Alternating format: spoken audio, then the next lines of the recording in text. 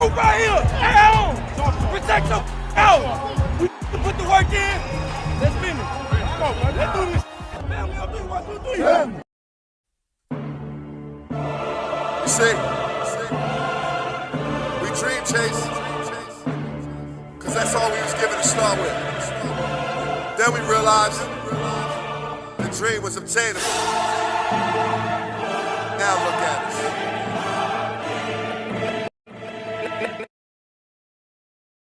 What's going on, Eagles Nation and TMTP family?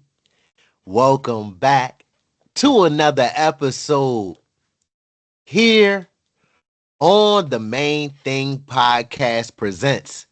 It's your bull, Mr. Owns. And after further review,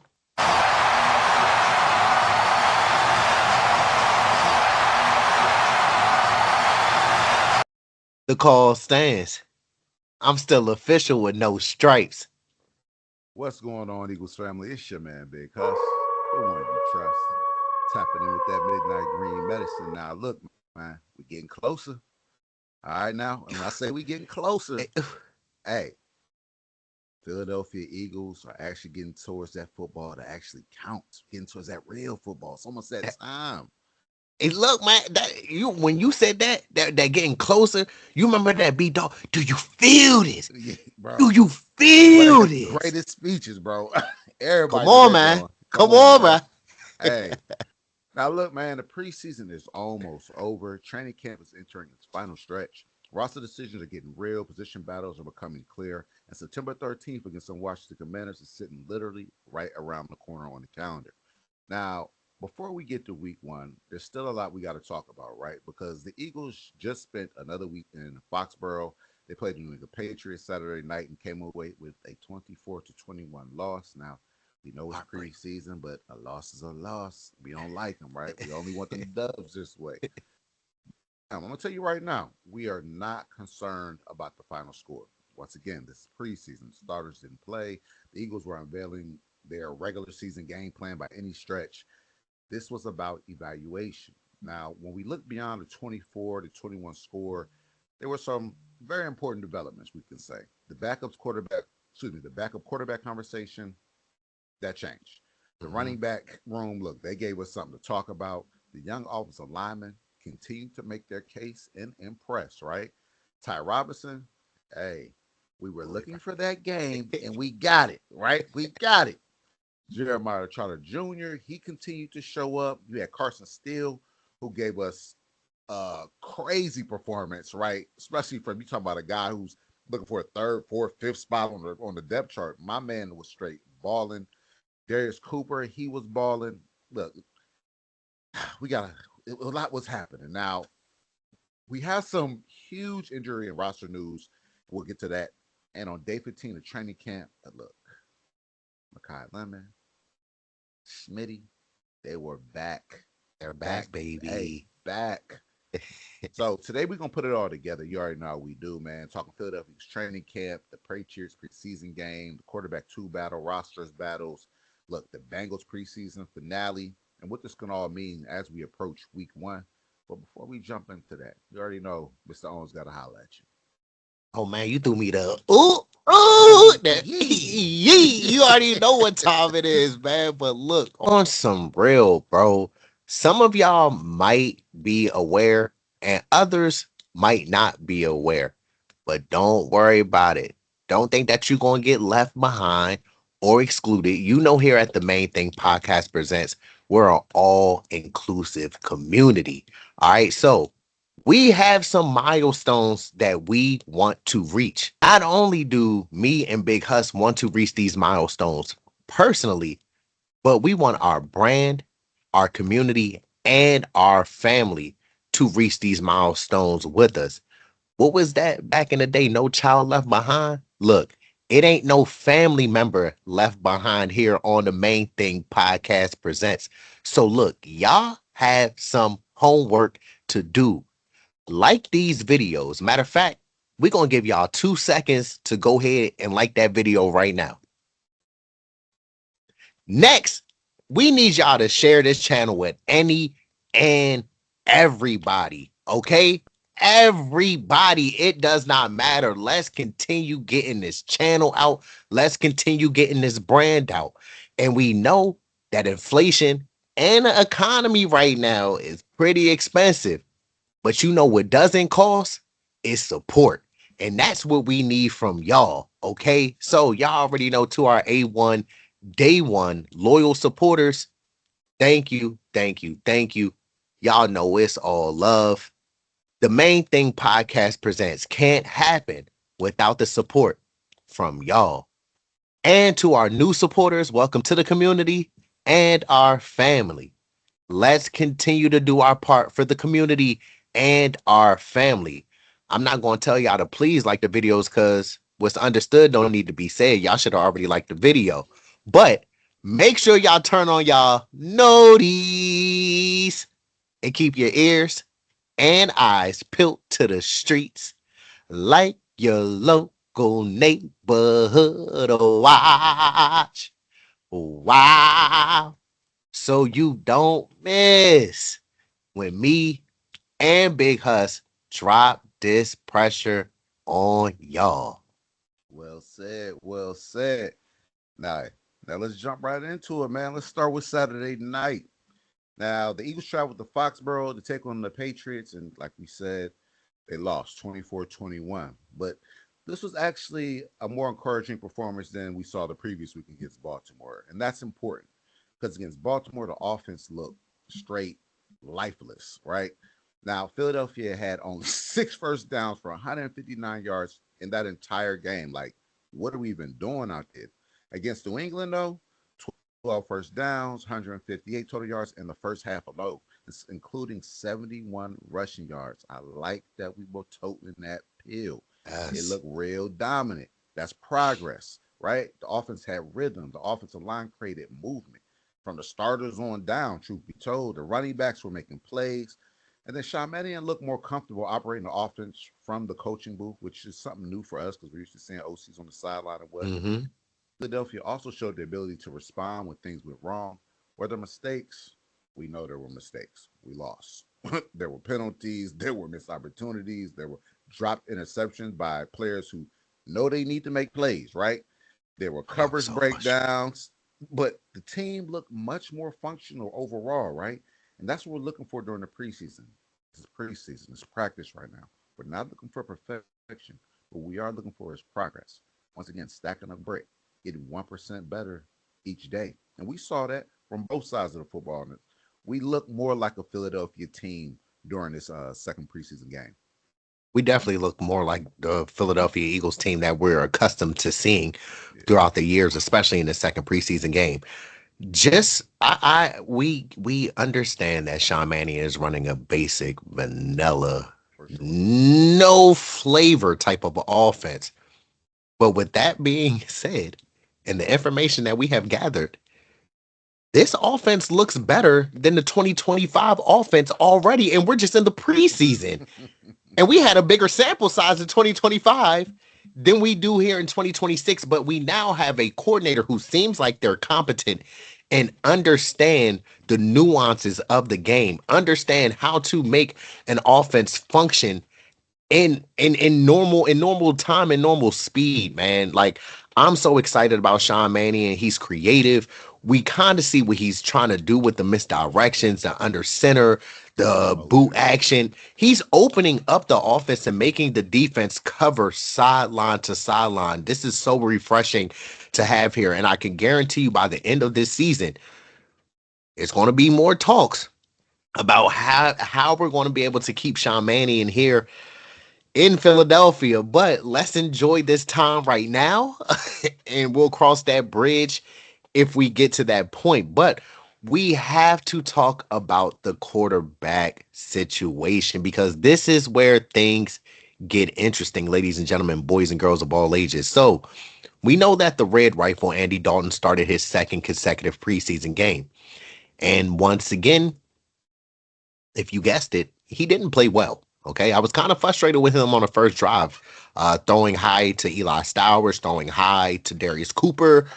I almost threw the remote Because I was like, look, I could probably aim better than what he was aiming at on the field. Okay, so Andy Dalton finished the night 3 of 10, which equates to 30% for 44 yards, 0 touchdowns, 0 INTs, and a passer rating of 45.4. Okay, but that stat line doesn't even tell the entire story. All right, as I already mentioned, he overthrew a couple key intended targets on the first drive. He threw an interception that was erased because of a bailout roughing the passer penalty.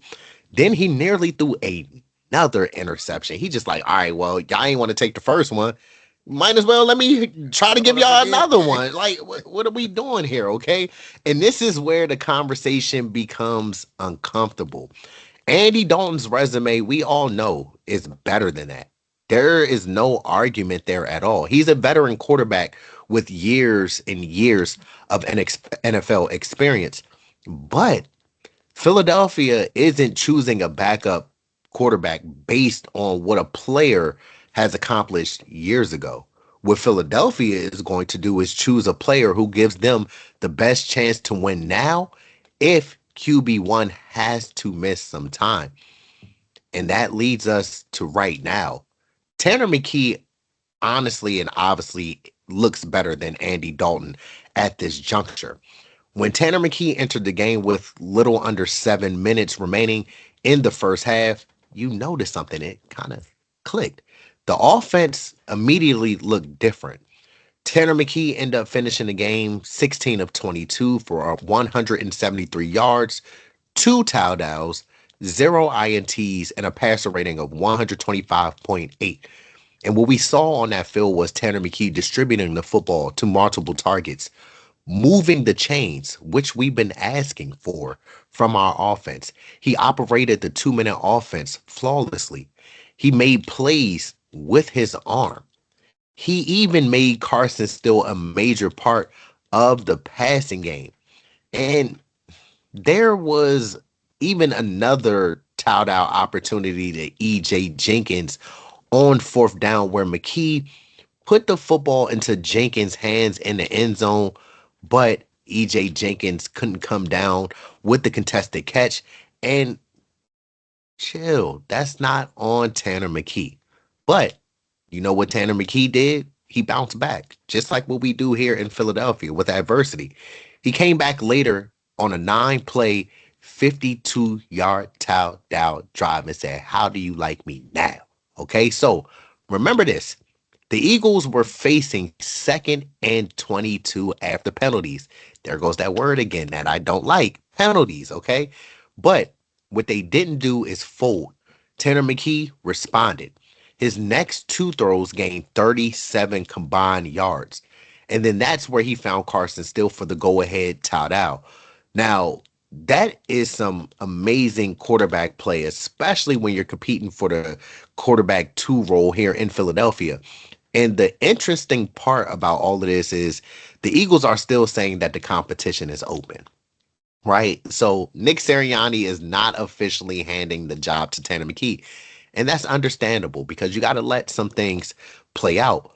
But on Monday, after the Patriots game, Tanner McKee began practice as the second string quarterback while Dalton was getting some reps later on. What's understood doesn't need to be said.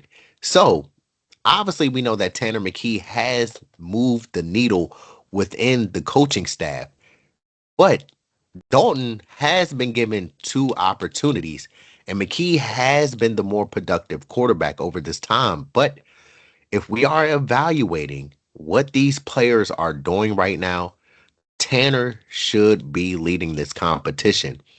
That doesn't mean that the Birds have made their final decision. It just simply means that McKee has given the Birds a very difficult decision to ignore. McKee's knocking on the door. Will the Eagles open it up and answer and allow him to be quarterback 2? That's to be determined. But in my book, I feel that Tanner McKee has earned that nod to get that quarterback 2 job behind QB1. I think he's earned that nod as well, especially being here. He's been here with Philadelphia the past couple of years type deal. They both struggled preseason game week 1. Like I said, Tanner McKee definitely outperformed Andy Dalton in this second one. Like I said, I'm not saying that they should go ahead and claim or not even claim, but give the nod to Tanner right now. Let it play out. We have one more game. Start him off this game. See how he performs. If he goes out there, we're saying what we saw in this week 2 preseason game. Hey, man, I feel like the decision is made. Yes. But I'm kind of let down by Andy Dalton because Andy Dalton has had a ton of success in this league, especially being when he was with the Bengals and whatnot. So coming over, being that veteran presence, I thought we would have got a lot more from him, more push from him in that quarterback room, but we didn't really see it. No. So it is what it is. But let's give Sean Mannion some credit here because the offense, it looked better. Philadelphia used the running game. They used screens. They got the ball to their playmakers in space. All the things that we expected to see from this offense, we saw some of it during this preseason game, and then they adjusted. That's important because offensive football is about calling 100 million different plays, right? You got to have a bunch of plays in your bag. It's about finding what your players execute well and then building from there. Now, the Eagles found success with the screen game, which was very nice to see. We are well accustomed with the screen game, especially during that Andy Reid era, right? They got Carson still involved. They got Will Shipley running behind, some really good blocking, which we saw during last week's training camp practices leading up to the preseason game. You had the offensive line creating opportunities, and they were still dude. The offensive line from that starting unit, even to the players who substituted in later, everybody was producing. They were doing their thing. Yes. This is probably the best I've seen this offensive line in a totality, even though it's not the starters out there. Totality, though, in a long time, right? But even with all that said, too many penalties. The penalties have to be cleaned up. We have to stop starting from behind the sticks. We got to get that out of our system, right? Because you cannot consistently put yourself behind the sticks when the regular season arrives. And all the marbles, everything's on the line, right? There's no preseason to be like, it's just practice. No. Every week you have to win that battle. But compared with Baltimore, look, this was a completely different offensive performance. It gave us something to be proud of and something to look forward to. Because if the backups are doing this, what's QB1 and Dontavian Wicks and Smitty and Barkley, what them guys gonna do out there? You know what I'm saying? Excellent. Rub the hands like Birdman. Come on, bro. Hey, look, man. To your point, that offensive line was looking different. Granted, we talked about this off camera, Big Huss. Look, man, we understand that they were playing backups. We get it. I get it. But they're also fighting for depth on our roster as well. And the way that the offensive line was controlling the line of scrimmage and displacing, pushing folks down the field, bro. 2, 3, 4, 5, 10 yards. Bro, especially Willie Lampkin. Willie Lampkin has had a very good camp. I like the combo block with him and Drew Kendall. Then you got Fred Johnson on the on the left-hand side. You got Jake Majors at left guard. Then you got what's the Bulls' name that they put at right guard? I forgot his name. And then you had Markel Bell at right tackle. Even Markel Bell, it was a one play. Bro, I think it was right before you seen it. Bro, hit him with the threw him out the club, bro. Come on, bro. ID is invalid, sir. You cannot get in this joint, dog. Like, really threw him out the club, then Bulls scraping and falling to try and get up, slipping and everything, like on a slip and slide. I say, hold on now, because everybody always tries to say, oh, well, he's just big. He's 6'9". He should be able to. Nah, bro. That Bull's nimble and got some light feet. Bull might be the future, bro. I'm not gonna lie. Come on, bro. To transition from Pave the Lane to Markel Bell, no wonder why a lot of the other fan bases was mad and said, man, how did he fall to the Eagles? Do y'all scouting? Do y'all homework, bro? Shout out to the scouting department. I swear. That boy is a problem. And where he come from? Say it, Huss. Where he come from? Y'all come on now. Man. Come on now. What you talking about? Oh, boy. All right, man. But look, man, shout out to Chris Cooper, too. Because Yes. look, man, to take over Jeff Yes. Stoutland, the legendary Jeff Stoutland here, that's some big shoes to fill. You might fill the shoes, but it still might be a little space. You know, when you was younger and you had to put the Mm-hmm. socks in there so your shoes won't slide. Hey, Chris Cooper said, "Hold on, bro. I ain't trying to do that. I'm trying to fit in where you know what I mean. Get it where I fit in." But I'm he has done impressed. an I'm amazing impressed so job. far. Yes, Like I said, it's only has been done an 2 amazing games. job. It's preseason, but from what I've seen, if the backups are giving us this, I'm very much looking forward to what the starters What get. the starters gonna do? What the starters gonna do? We seeing holes part like the Red Sea. I Yeah. say, hold on, Moses out there. What is going Hey, on? Will Shipley getting off, running through open holes, wide open. Yeah, busy. Boy, that boy turned back into a Clipson Tiger out that joint. Man, That thing, Will Shipley was getting off, but shout out to the line for creating those running lanes for Will Shipley, and shout out to Will Shipley for his vision to you see what I'm saying, to see the run lanes and not run into the defense where everybody is, Kevin Patullo, but being able to see the hole and then cut and get positive yardage, man. absolutely It's definitely great to see our run game start to get back on track. encouraging for sure. Yes, yes. And that leads us to talk about Will Shipley because that boy had himself a night, okay? A noche, all right? He had 11 carries for 56 rushing yards and one touchdown. Now, for the math nerds out there, all right? That's 5.1 yards per carry. And it wasn't just all about the numbers. Like we alluded to, Will Shipley looked elusive. He ran physically. He hit the holes. He made defenders miss. And yeah, if y'all didn't see it, rewind it. That boy with the stiff feet said, Grown man, get him off you. I said, Lord. I thought boy was in the bouncy house. He was just bouncing all over the place. Boy, that boy Will said, "Hey, I've been in the gym and I've been in Yeah, the yeah, lab working. I've yeah, been in the lab yeah, working." He put yeah. he put bull, bro. Bro, put his head to the earth, bro. Bless them. Ugh. I ain't gonna lie. When the Patriots defender hit the ground, I felt it shaking my house. I said, "Hold on, what was that? A little earthquake with the world settling? What's going on here?" Dude, grown man stiff arm. Oh my God. But look, man. So like we like we said, the offensive line deserves a lot of credit for how Will Shipley performed. Now, Willie Lampkin and Drew Kendall helped create the movement that allowed Will Shipley to get into the end zone.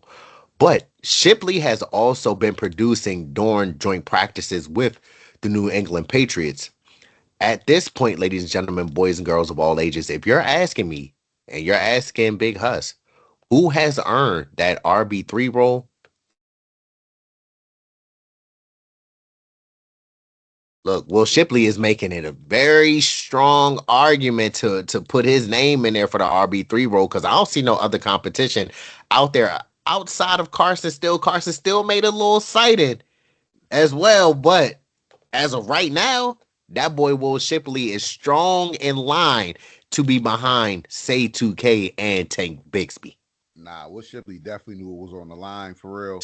Man, He's been coming out running with purpose. I will put it like that, running with purpose. But you have mentioned Carson Steele, and that's somebody who we're gonna have to create an entirely different type of conversation for, man. mm-hmm. Now, his rushing numbers, they weren't spectacular. 12 carries for 33 yards. That's less than 3 yards a carry. But through the air, Bull was a whole problem. 6 receptions on 7 targets for 84 yards and a touchdown.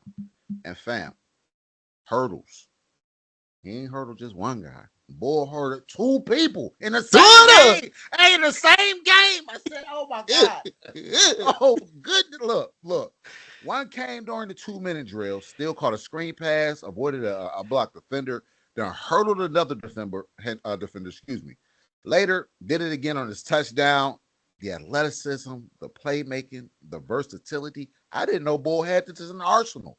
I did not Not know at that all. Bull was like this. I'm Pleasant surprised. surprise. Man, I'm surprised KC let this guy lead a building. I ain't gonna hold you. Yeah. Right now, the question becomes: can Carson still contribute on special teams? Right? Can he be using a creative type of way with the offense? Right? Can Philadelphia find ways to get him involved as a runner, receiver, or potentially even as a blocker, fullback type piece? He didn't seem all that type Brody to me, so I'm not too sure what his body can really handle.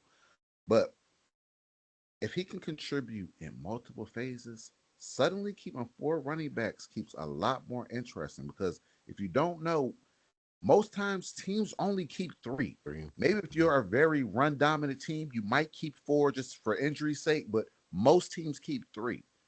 So we have to remember also Jaquindon Jackson, he was injured on opening kickoff. That was another praise running out to back. him. Yeah, 6'2", 225-ish, 230. Came down, laid the boomstick on somebody, but felt it. He really had to leave on a stretcher. Like you said, shout out to him. We heard he's doing much better. So continue prayers, continue speedy help to you, brother. But still has to take on then an additional responsibility. And he showed that during this game. He said, all right, shout out to my brother Jaquindon. Don't worry about it. I got you. Showed out. Showed out. He straight responded. So that was a pleasant surprise. And like a performance like that, that's how you get on your coaching staff's radar. Like that's how you start making them take notice. Like, okay, let's watch this kid. He might have a little more juice than we expected. Yes. So we'll see. That boy had that battery pack up in his back, bro. The first hurdle, the first time I was like, "Who this boy? Crazy." The second one, I said, "Nah, not 2-on-1 game. He's doing too much." Can you believe it? That boy was like the Energizer Bunny. Dude, keep going, bro. My man Carson still was out here watching Saquon highlights. He said, "Hold on, anything you can do, I can do better." All right. Because look, man, we like Carson still when he was with the Kansas City Chiefs. Because I remember it was one year. Yeah, it was one year we were playing the Chiefs, and he kind of was getting off on us. I'm like, yo, hold on, who ball in the backfield toting real quick? You see what I'm saying? But to see him in Midnight Green doing this, man, he's trying to make a case like, yo, bro, y'all can't keep me off this active roster. Yeah. I'm going to do any and everything that I have to do to make sure that I make this roster. And he had a great showing against the New England Patriots, and he keeps that up. Like you said, it's going to be hard for the coaches to ignore that, and we probably will have to end up carrying 4 running backs, especially with Sean Mannion coming over here, and we're going to emphasize play action. What do we need from play action? The run game. You need the run game to be successful to set up play action. So, man, to have a backfield of, say, 2K, Tank Bigsby, Will Shipley, and Carson Steele, that's a dynamic group right there, man. For sure. Now, do we know, does he return kicks? Do we know at all? I want to say, bro, if I'm not tripping, I want to say I think he did used to return kicks with the Chiefs. Okay. I think I did used to see him with the Chiefs return kicks. Okay. But look, man, he gonna have to try to get on the field some way. You better get back there and start catching kicks. Cause look, if y'all let Quez Watkins back there to get, boy, ain't no way. But nah, ain't no way. Hey, bro, I promise you, if I see Quez back there returning kicks, y'all gonna see Mr. Owens on the screen. I'm gonna jump through the screen as soon as the football coming. Intercept that jaw. I'm gonna start running that jaw because Quez, I don't know what he doing out there. Quez, man, look, bro. Can't do it. Can't do it. Won't do it. But look, ladies and gentlemen, boys and girls of all ages, at some point, we have to stop calling Darius Cooper a surprise because this man has been producing all summer long. And against the New England Patriots, Cooper caught 3 passes for 44 yards. He had 1 short completion that turned into a 25-yard gain because Cooper fought through contact and made defenders miss. He also created separation on 4th down. And even when Andy Dalton missed him, Darius Cooper was open on that out route, on that quick out route. All right. He was open. That's not on him. That's a bad ball by the quarterback. Bad ball placement by Andy Dalton. But now we got to take a look at day 15 of training camp. So Darius Cooper is still getting reps with the first team, which is nice because we know Philadelphia does not just hand out reps to people for first team. All right. If you're going to be on first team, they make sure they get their first team people their reps. And then the backups, y'all get y'all reps. But the main focus is always the first team. And QB1 had hit him on time during the first period at practice. And that's significant because clearly the Philadelphia Eagles are still evaluating Darius Cooper. They're trying to see if they can trust Darius Cooper.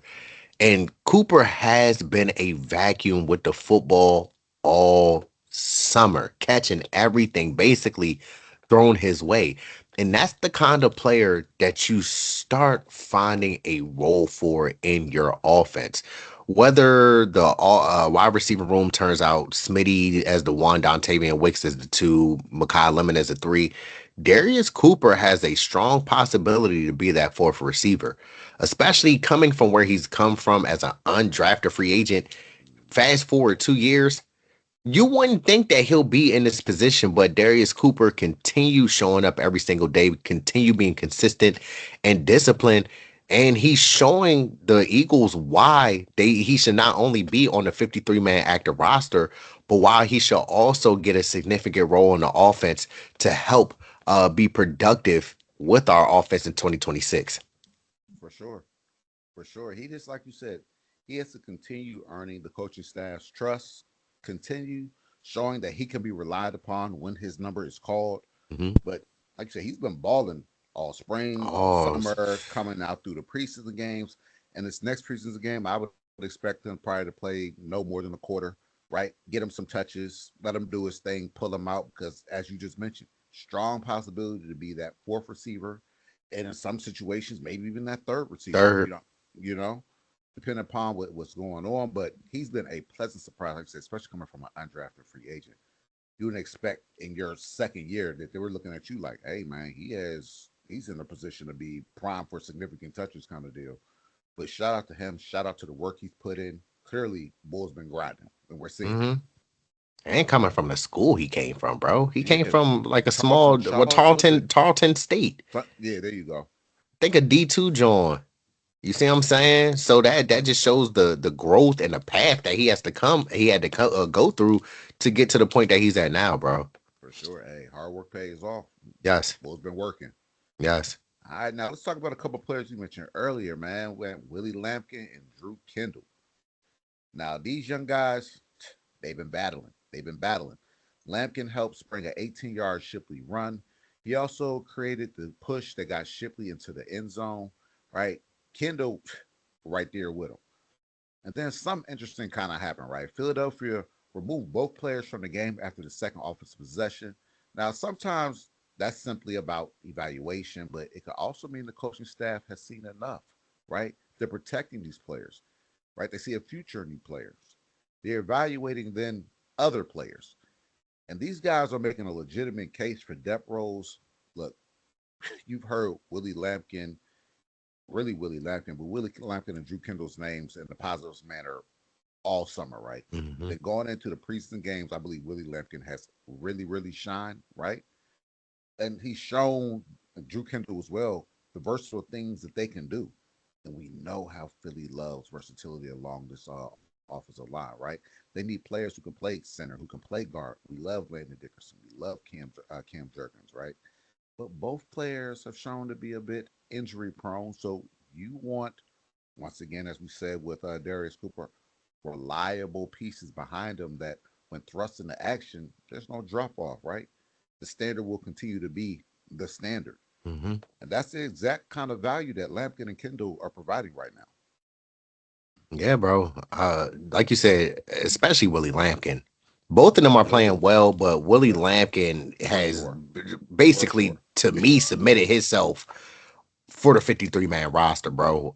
I saw enough when Bull had two Patriot defenders and he was just mushing them down. I said, what is going on here, bro? How did Howie ski mask the Rams again? how does Howie continue getting away with this, bro? Like Howie always finds a diamond in the rough, always finds another team's trash and turns them into gold here in Philadelphia. It's been proven over and over and over again, bro. That's why I think the Rams was super mad. They was big mad when we got Willie Lampkin because they was like he had an injury designation and Howie wrote, man, look, Howie Roseman found all the loopholes. Look, and he doesn't pass the eye test from what you would expect a lineman to be, right? No. My man's 5'10", 5'11" kind of deal. You wouldn't like this guy, but my man be out there moving people. He be moving people, bro. He has been solid, literally from the center and guard position. I'm like, this is a pleasant surprise. I would have never thought like this would be a guy that we would have been talking about like this during the preseason. Like, come on, yeah, Willie Lampkin. Yeah. Willie Lampkin, bro. And see, and maybe for real, everybody talks about his stature and his height and his weight, but it probably is beneficial for him because he has low center of gravity and he has a base, so he can get in leverage, so he can get underneath the bigger defensive lineman, and that's probably what's helping him as well. And then plus, just his hand placement and his footwork, his technique. Technique wins all the time, absolutely, no matter what position you play. Absolutely. Technique. As Jason Kelce, he was undersized as well, but what he turned his career into, first ballot Hall of Famer.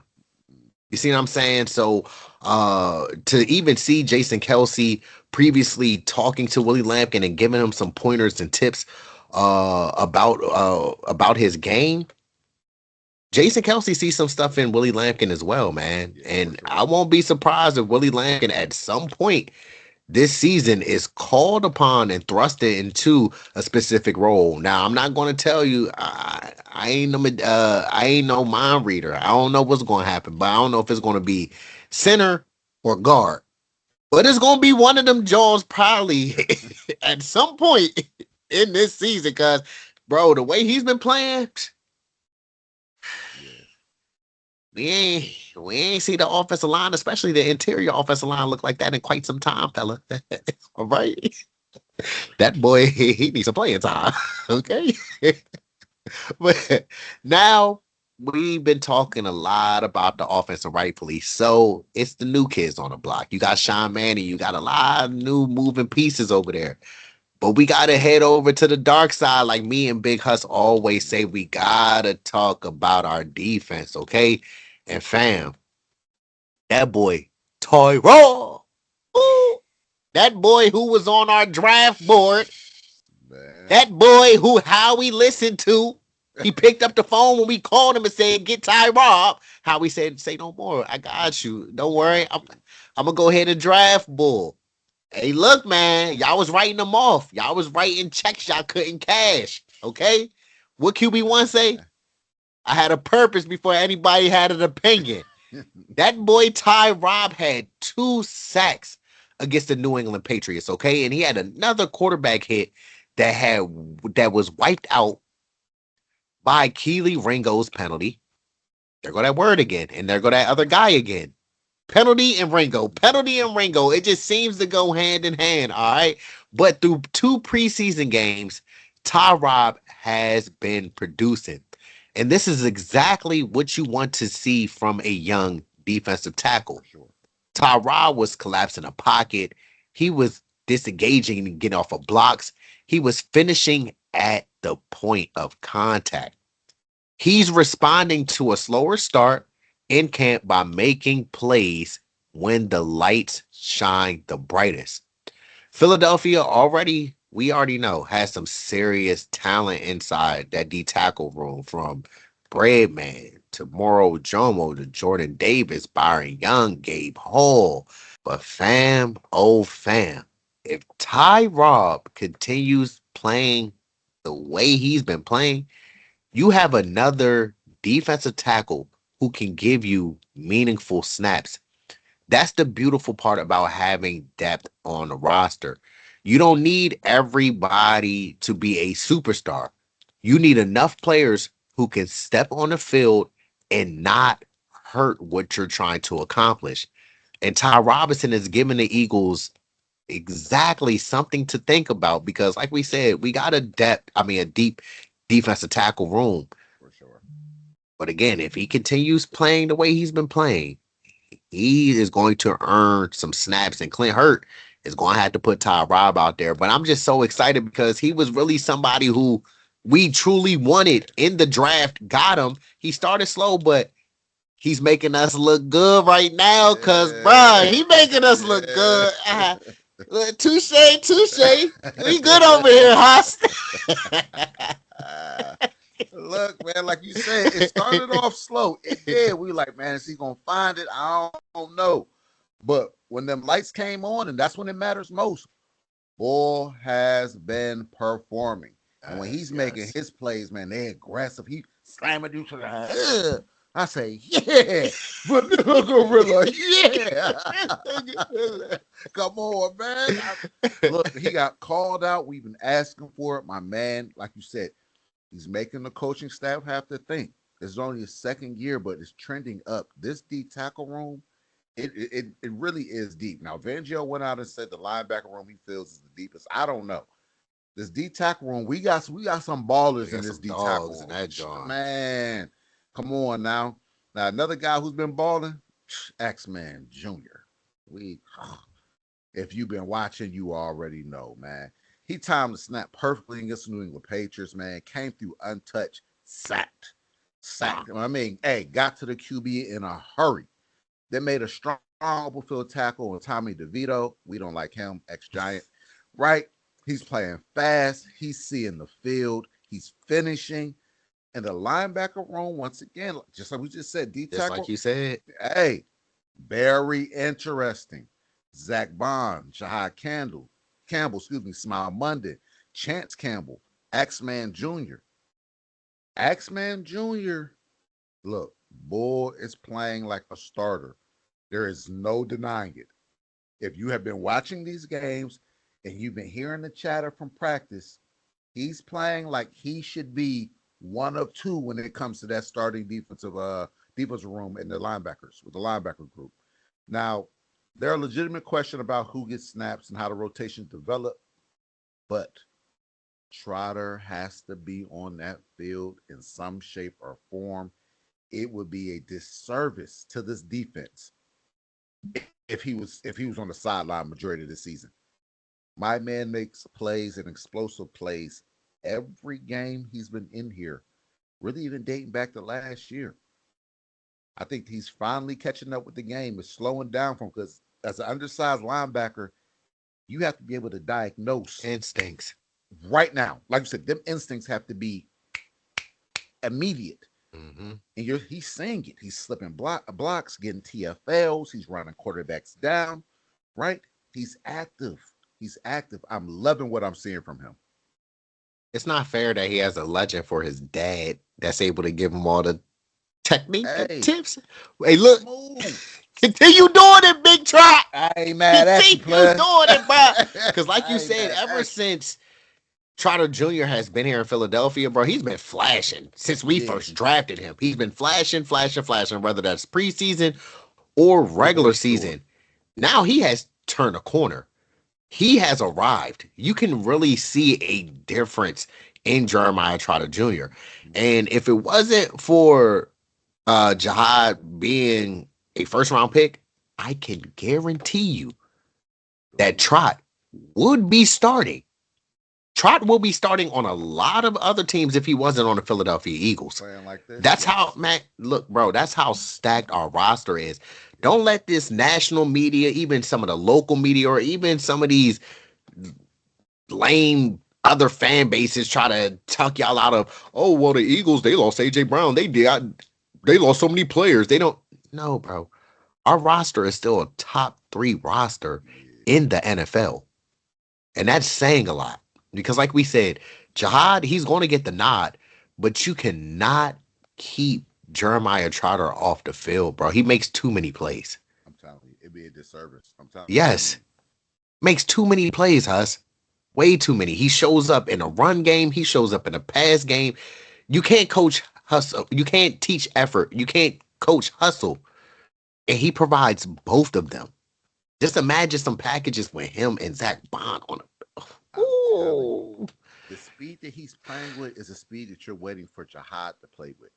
Jihad is still to me, it's like it's a A little tad. hesitant. Yeah, bro. Hmm.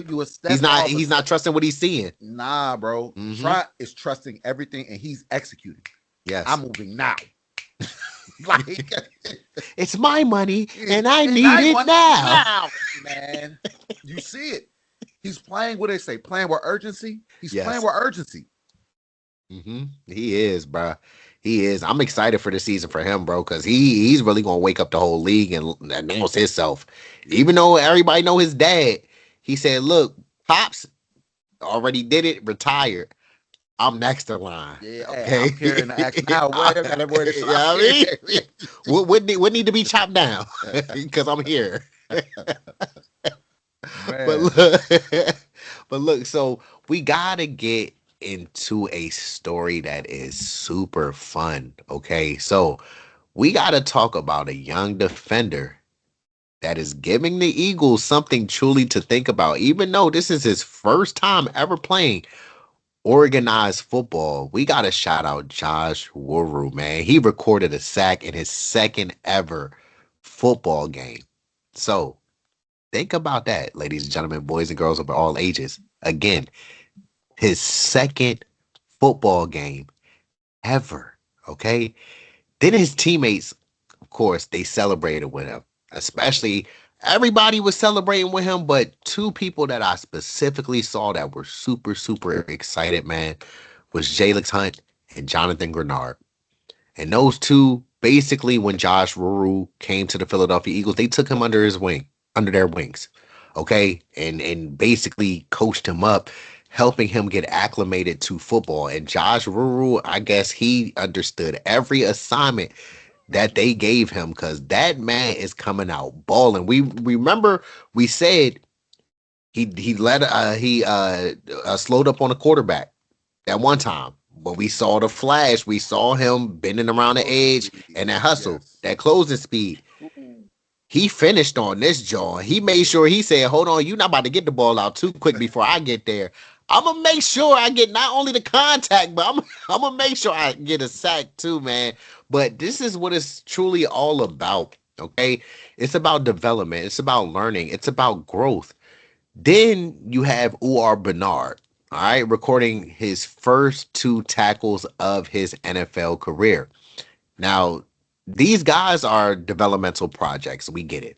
But they're showing athletic ability. They're learning the game. And Philadelphia has an opportunity to develop them without them into the fire immediately. That's exactly what preseason football is for. Getting the experience, getting the reps.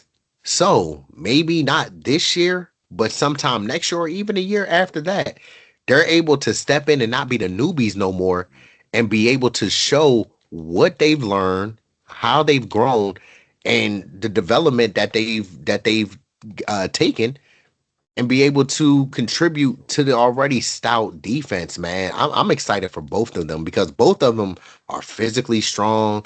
They're fast. And like when you're new to something, you're always more hungrier than the average person. So I can only imagine them being with Clint Hurt, one of the best, if not the best defensive line coach in the NFL, surrounding themselves with him, and then also not only surrounding themselves with Clint Hurt, but the other players on the D line. Sky's the limit for Bernard and Josh Wuru. For sure. Hey, they couldn't ask to be in a more supportive room. That room and coupled with the edge room, it's a family. They truly are a unit. Mhm. But shout out to the Eagles scouting department and international team of continuing to find this type of talent. Yes. This is these gentlemen's second game. They haven't been playing football more than 2 months.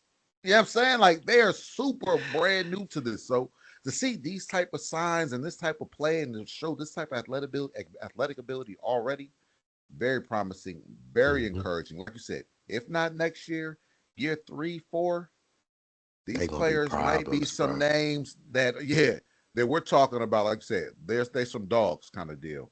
Mhm. Now let's move to a different side of the defense, right? Let's talk about this secondary for a minute. Got to be honest here. Secondary has some ugly moments, right? Keely Rango had an opportunity to really set it off right on a pick six. Great coverage, read the route beautifully, jumped it, but the ball went through his hands and hit him square on his face. If he'd have caught it, he'd have still been That's running. pick six, bro. Yeah, still To been this running. day. To this day. Still running. Right? And you sit there, you like, bro, Keely, you know what's on the line. These are the type of players where a player in his position, you got to have these type of players. Yes. Mm-hmm. These are the players you got. Great job getting the PBU, but we love interceptions more, especially if they're pick sixes. Right? You just got to finish that. Then he committed an illegal contact penalty at a race that you spoke, a tie rob quarterback hit. That's the difference between being in position and actually making the play. Aubrey Thomas, he's another one. That boy had a rough night. He got to go, bro. Rough night. He got to go. He was blowing me with the Baltimore Jones. Oh, my goodness. He got to go. He be better in this game, bro. He was beating for a 69-yard touchdown. And he'd already struggled at that point in the joint practice up in New England. It's just, it hasn't been a good week for Aubrey Thomas. Isaiah Bolden, he also gave up a go-ahead touchdown late. And then J.T. Gray dropped the interception after Gabe Hall tipped the ball up in the air. These are the kind of plays that matter when roster decisions are being made. When you're talking about trying to crack a 53, man, if you're like, man, I might not get to 53, trying to hit that practice squad, you got to come up with these plays. When they present themselves, you have to be the player and commit, right? The preseason, once again, as we kept saying, it's not all about wins and losses, but it is about opportunities, however those opportunities may arise. And when the football comes to you on defense, hell, on offense, make the play. You have to make the play. That's how, once again, you crack the 53 man, or you crack the practice squad, or you sitting at home and you're on a podcast and you're talking football like us. Not saying this is bad, but I'm just being honest. That's the difference. Come on, man. You're spot on, bro. That is the difference. You got to seize the moment. You got to take advantage of the opportunities that's handed to you. Anytime that football comes your way, you have to make a play. Put something on tape that wows not only the coaching staff that you're trying to impress now, but as you mentioned, the other 31 other teams that are in the NFL. If you don't make the Philadelphia Eagles roster, you can't be out here getting hit in face mask. You can't be out here dropping interceptions when the ball tips in the air. It's a tip drill. You got to make the plays when they are available. Got to make the plays, man. But we have to circle back to Jaquindon Jackson, all right? Because football takes a backseat when something like that happens. Jaquindon Jackson, just like Huss said earlier in the video, he was injured on the opening kickoff against the New England Patriots. He was taken from the field by ambulance and evaluated at a local hospital. Now, we do have some positive news, fam. He had strength and movement in all of his extremities, and reports indicated that his evaluation was encouraging. Unfortunately, Philadelphia subsequently waived Jaquindon Jackson with the injury designation on Monday. We are talking about a human being before we're talking about a football player, ladies and gentlemen, boys and girls of all ages. So, from every single person here at the Main Thing Podcast Presents, we continue to send our prayers and support to Jaquindon Jackson, because his injury, that's bigger than football. We also have Markel Bell, Mac McWilliams, and other players dealing with injuries. And on Monday, Philadelphia's injury report looked a little something like this. Markel Bell, Willie Lampkin, Eli Stowers, Mac McWilliams, the bull that you say got beat on a 69-yard Bombington, Ambry Thomas, the bull gets flipped on his head on kickoffs, Quez Watkins, and Cole Wisniewski, among several players, returned or were limited. This all matters, though, because the roster decisions are looming. Okay, they're coming soon. And we always say the best ability is availability. And availability is part of evolution. If you're not on the field, 9 times out of 10, you're probably not going to make the roster. So hopefully we're wishing a speedy recovery to all of these injured players so that they can make their final push and make their case of why to make the 53-man roster. But our major concern and support right now is going out to Jaquindon Jackson and his family through this tough time. Absolutely. Shout out to Jaquindon Jackson and his family. Major love you all's way. Speedy recovery to you, brother, man. Get back so you can get back right so you can get back to doing what you love, man. That's playing ball. Now you talk about availability. The player who's made themselves available now is Makai Lemon. The boy is back. You did that. Yeah, you feel me? And not just walking around. He was a full participant on day 15. Devontae Smith was also a full participant. That's huge. So you have possibly 2 of your 3 starters with Devontae Smith, Makai Lemon, and maybe Devontae. That boy Wicks. Yeah, if he's wide receiver 3, they're all back out there. That is huge. Because we've been waiting to see the Eagles offense with this receiving group getting healthy, right? Lemon worked primarily from the slot and even received first team reps, which we expected from our first round pick, right? He caught a short pass from Jalen Hurts on a play action concept. They show some quickness that we've heard so much about.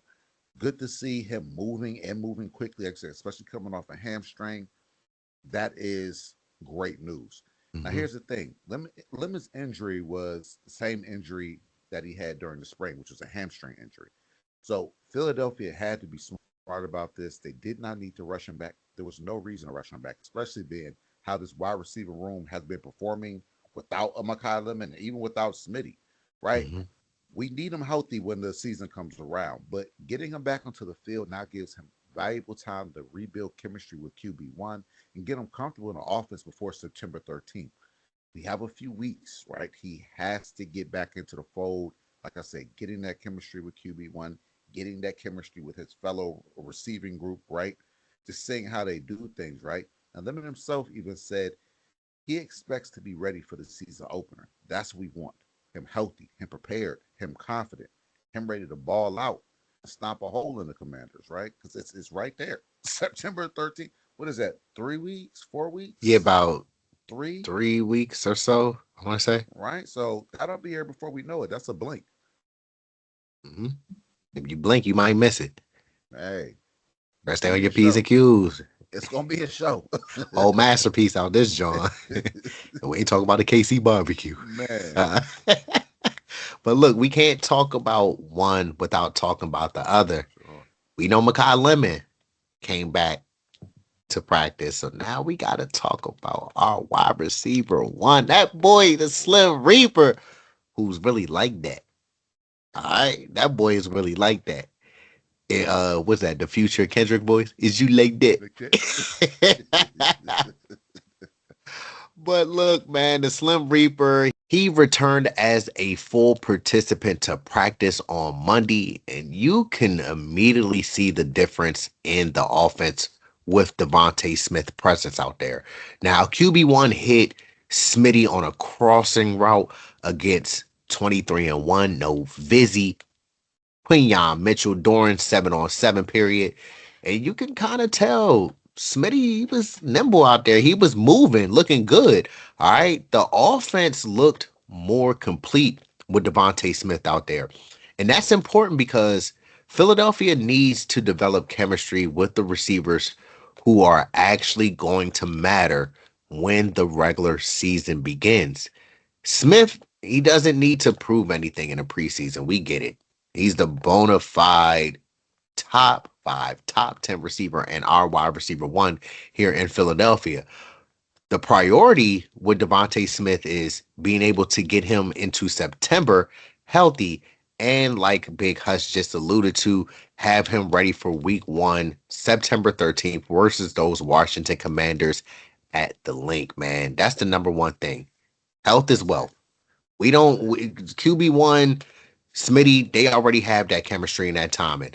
The only thing that Smitty needs to do is continue learning the new system, which I'm pretty sure that he already learned. And once he gets back out there, man, he gonna hit the ground running like he ain't never missed a beat. For sure. for sure. Like, I'm not worried about Smitty. Mm-mm. Philly, we know what we got in Smitty for real. We've seen enough of him to know he is a bona fide dog and a bona fide number one receiver in this league, right? So I'm not tripping. I know, hey, if he has to take some time off, I know when he comes back it'll be well worth the wait, right? Mm-hmm. But let's not let Makai Lemon and Smitty return and let us forget about Dante and Wicks, because Wicks, he's bona fide too, right? And he continues to look like a player who could begin the season as Philadelphia's number 2 receiver, right? He made plays Monday. He got separation in the game, in the practices. He made a difficult sideline catch, right? Now Hurts That joint was continues, nasty. dude. And Hurts continues to look comfortable throwing him the football. You would have thought that he had been here now 3-4 years. The type of chemistry that they have, right? Mm-hmm. That's exactly what you want. Competition, depth, options. If Devontae Smith is healthy, Wicks is producing, Lemon develops quickly, Darius Cooper continues progressing. We have a lot of weapons. Britton Covey, hey, he was out there getting busy, right? That's a lot of weapons. You still got Hollywood Brown. I forgot about Hollywood Brown, Mm-hmm. Elijah Moore, Dallas Goedert, Saquon Barkley in the passing game. It's too much to defend. So if we're getting this type of chemistry across the board, that's just the next evolution of this offense under the Sean Mannion tutelage.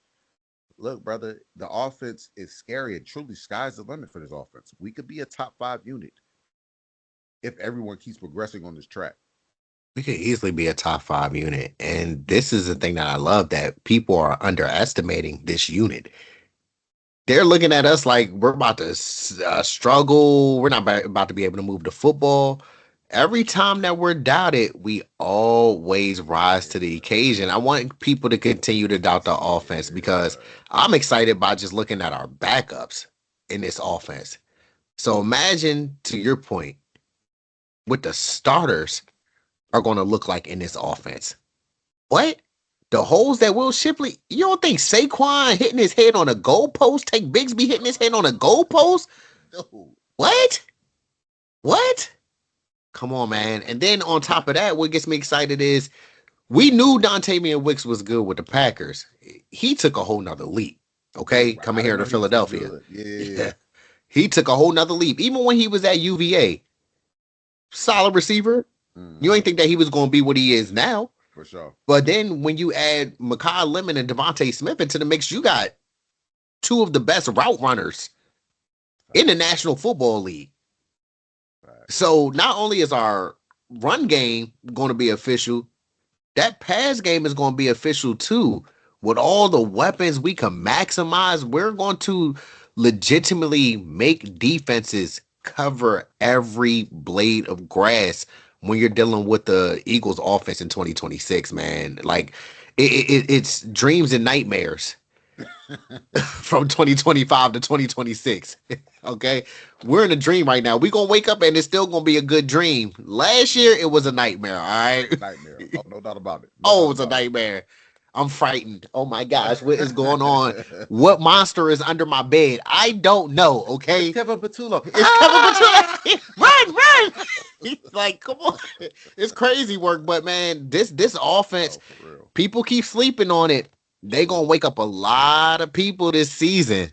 I think they're gonna make up so many people this season, because now we finally have a competent offensive coordinator who understands football and understands the small details of how to execute and be a well-oiled machine.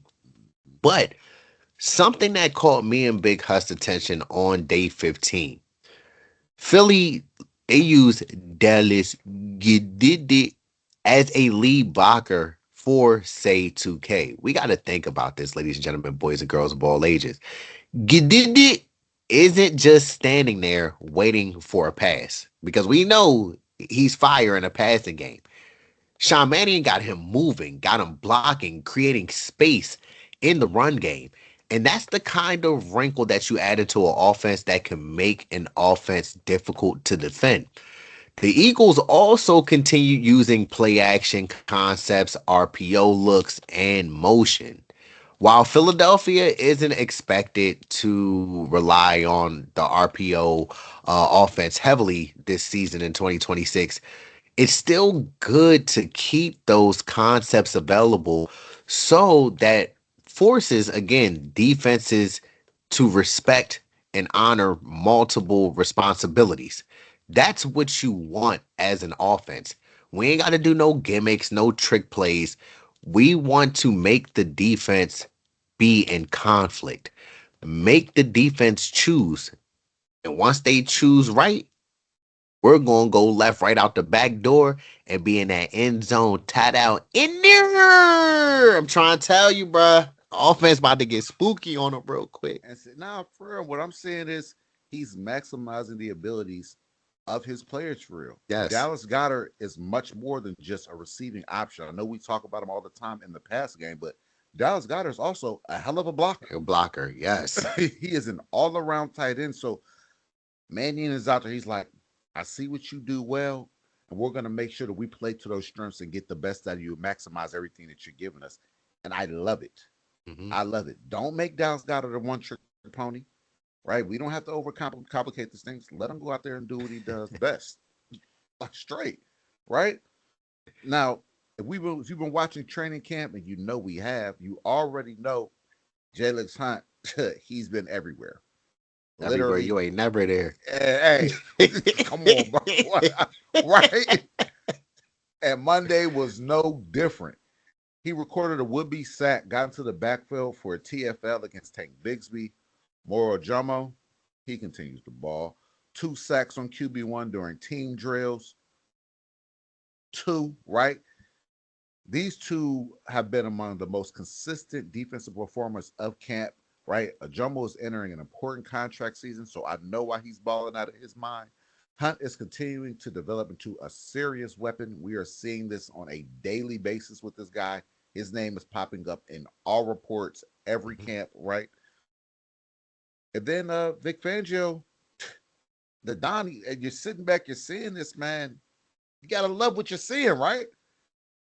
2 guys who you drafted in later rounds. We're not talking about day 1 draft picks, right?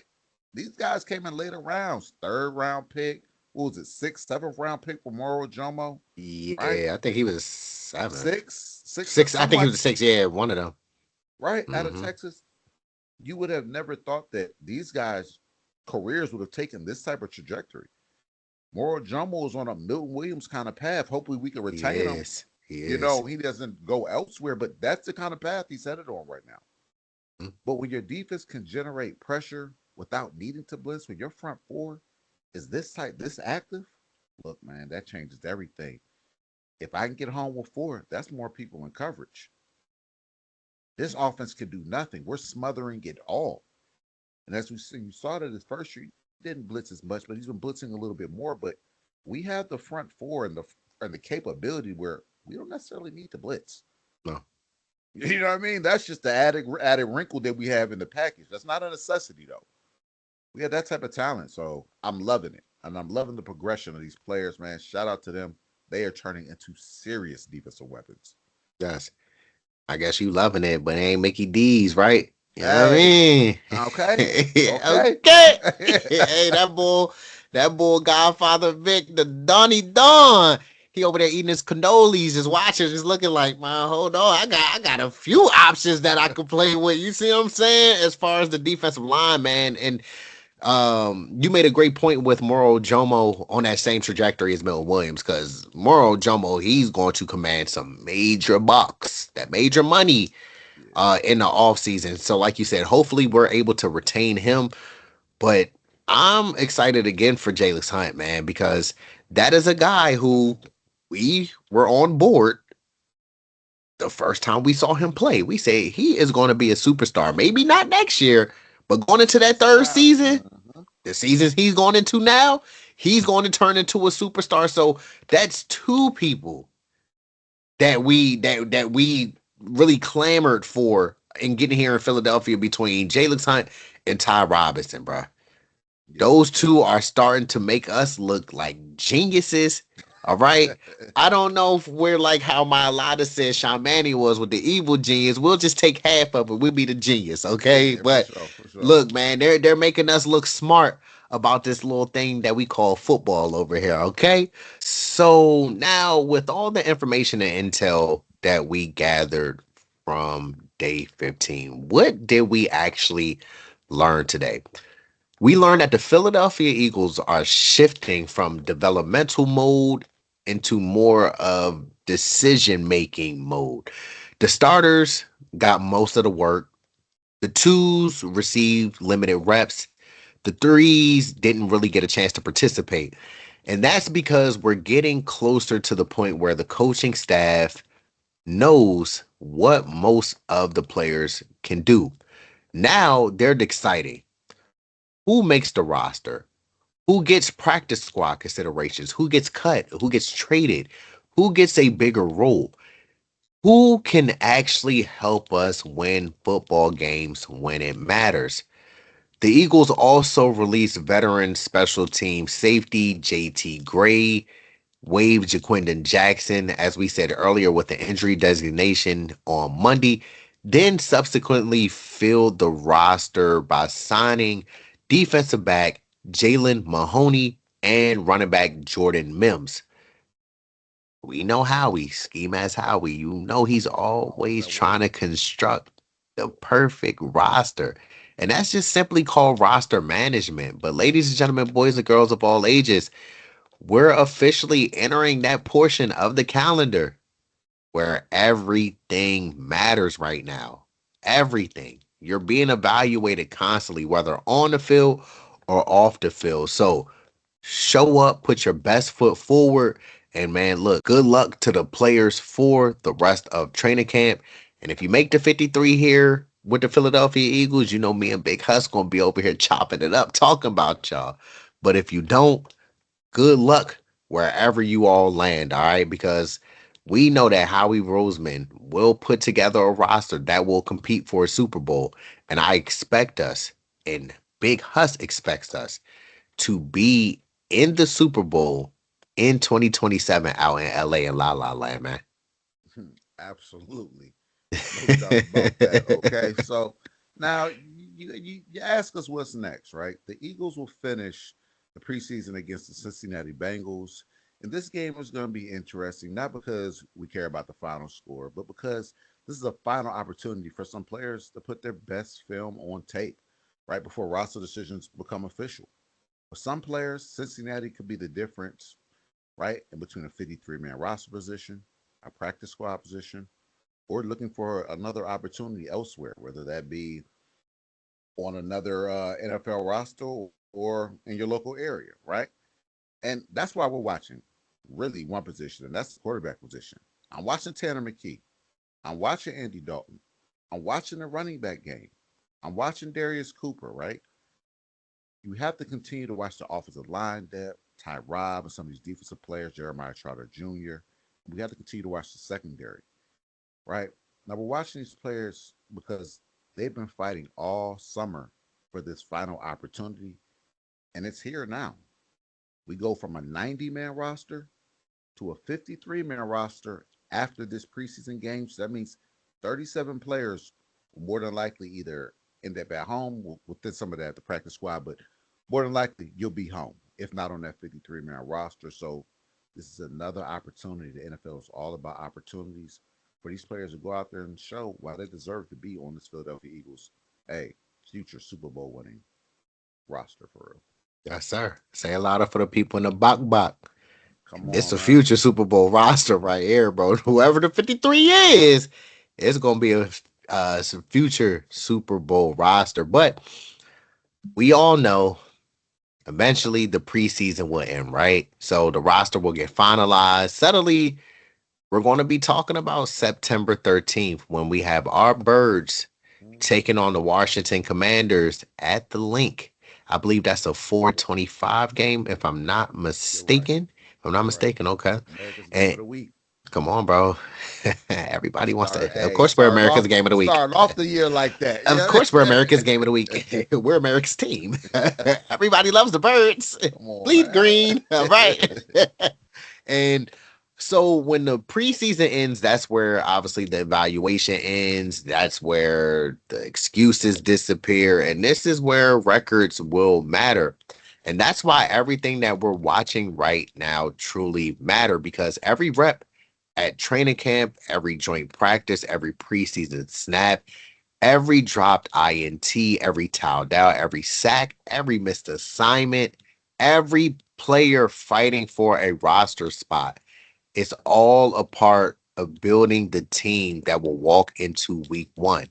And this is why we keep telling y'all, don't just watch the games, watch the development, watch the competition, watch the depth chart, watch the injuries, watch the decisions that the coaches are making, because that's truly, outside of me and Big Hus giving y'all the information and knowledge, that's where you truly will learn what this team really is and who they will be entering 2026. For sure. So, where are we after all of this, right? The Eagles lost to New England, but I'm not walking away from that game discouraged, not by any stretch. I'm actually more encouraged than I was, like I said, after that Baltimore game. Offense showed some life. The running game showed physicality. Sean Mannion looked comfortable from the booth, right? Will Shipley definitely strengthened his case. Then you have Carson Steele creating a conversation about whether these Eagles should keep four running backs on this roster. You had Darius Cooper continuing to prove that he belongs in this discussion. Willie Lampkin, Drew Kimball continuing to show promise. Tyrod making his plays. Axman Jr. flashing as he's been doing since stepping foot in Philadelphia. Then you have some international players, man, and Wuru and Bernard, who gave us incredible developmental stories for real and just things to be proud of. But the biggest conversation, once again, quarterback two, Tanner McKee, Andy Dalton, because right now, McKee has outplayed Dalton. He's the veteran. The Eagles still say the competition is open. So, as fans, as outsiders looking in, we'll see kind of what happens next. But then you have Makai Lemon returning, Devontae Smith returning, Wicks balling, Saquon being Saquon, right? And Dallas Goddard's being used, Dallas Goddard, excuse me, being used in a creative manner. There's things to be looking forward to. That's a lot of promise, a lot of encouragement. You have Jalen Hunt continuing to do what? Hunt. He got the right name on the back of that jersey. You feel me? Or Moro Jomo dominating. And suddenly the Eagles are a team beginning to look more complete, right? Now, there's still a lot of work to do. The penalties have to be cleaned up. That's just the mental thing. The secondary has to finish opportunities. The offense has to eliminate the negative plays. A lot of what hurts that offense is we're starting off first and 15, right? Second and 13. It's always long yardage to be gained. And Philadelphia has to get healthy, as we continue to say on this channel, health is wealth, but we're getting closer. We're getting there, right? The preseason is almost over. Roster battles are getting serious. And the final evaluation, hey, it's happening right now. As you just said, September 13th, man, it's right around the corner. Be there, be square. So we got a lot to lock down in Philly before then, but it's about that time. Mm-hmm. Cue, that's the final countdown. It's the fun. Do-do-do-do. Come on, man. September 13th gonna be here. You know what I mean? Go 1-0. Start that thing off 1-0. Start the season off right, man. You speak it out into the universe. You manifest it. It'll come true. You feel me? But look, man, we hope that y'all thoroughly enjoyed this video today, because you know me and Big Hus love talking about the birds. Anytime it's anything about the birds, y'all know we're going to tap in. We appreciate y'all support and always taking time out of y'all busy schedules to show us love. But y'all know, again, I'm going to remind y'all, me and Big Hus are going to continue reminding y'all, y'all got homework to do, okay? Look, continue to support the channel. Like these videos. Again, we're going to give y'all a pause. Like it right now. Go ahead, stop playing. It's right there. Y'all making it hard. It's simple. It's easy. Like that old commercial. It's easy, man. Hit the like button. All right. Support the brand. Support your family. Support the channel. All right. Disrespect that comment section. Okay. Share the channel with any and everybody. Let's continue to promote the Main Thing Podcast Presents and make sure we get seen by every other Eagle fan that hasn't had the opportunity to see us. let them get some of this love too. All right.